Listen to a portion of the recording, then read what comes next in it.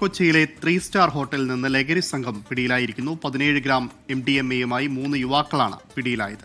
വിഷ്ണു സുരേഷ് കൊച്ചിയിൽ നിന്ന് വിവരങ്ങളുമായി ചേരുകയാണ്. വിഷ്ണു, ഇവരാരൊക്കെയാണ്? കൂടുതൽ വിവരങ്ങൾ എന്താണ്?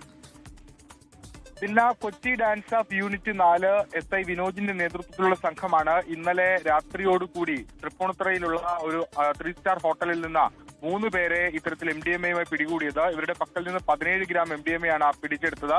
ഉനൈസ്, റോനിഷ്, അക്വിൻ എങ്ങനെയാണ് ഇവരുടെ പേരുകൾ. ഇവർ 3 പേരും മുൻപ് ലഹരി കേസുകളിൽ പ്രതികളായവരാണ്. ജയിലിൽ വെച്ചാണ് ഇരുവരും ഈ 3 പേരും തമ്മിൽ പരിചയപ്പെടുന്നത് എന്നാണ് ലഭ്യമാകുന്ന വിവരം. വ്യാപകമായി കൊച്ചിയിലേക്ക് ലഹരി മരുന്ന് എത്തിച്ച് വിൽപ്പന നടത്തുന്ന സംഘത്തിലെ പ്രധാനികൾ എന്നാണ് ഇപ്പോൾ കണ്ടെത്തിയിട്ടുള്ളത്. ഇവിടെ ഹോട്ടലിൽ മുറിയെടുത്തതും അതോടൊപ്പം തന്നെ അത്തരത്തിലുള്ള ലഹരി വിൽപ്പന എന്നാണ് പോലീസിന്റെ ഡാൻസ് ഓഫിന്റെ വിലയിരുത്തൽ. ഇവരെ ചോദ്യം ചെയ്യുന്നത് വഴി കൂടുതൽ ആളുകളിലേക്ക് എത്താനാകുമെന്ന പ്രതീക്ഷയും പങ്കുവെക്കുന്നുണ്ട്.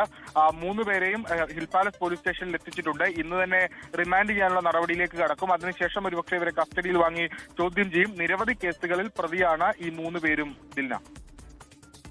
ശരി, വിഷ്ണു സുരേഷ് കൊച്ചിയിൽ നിന്ന് വിവരങ്ങൾ നൽകിയത്.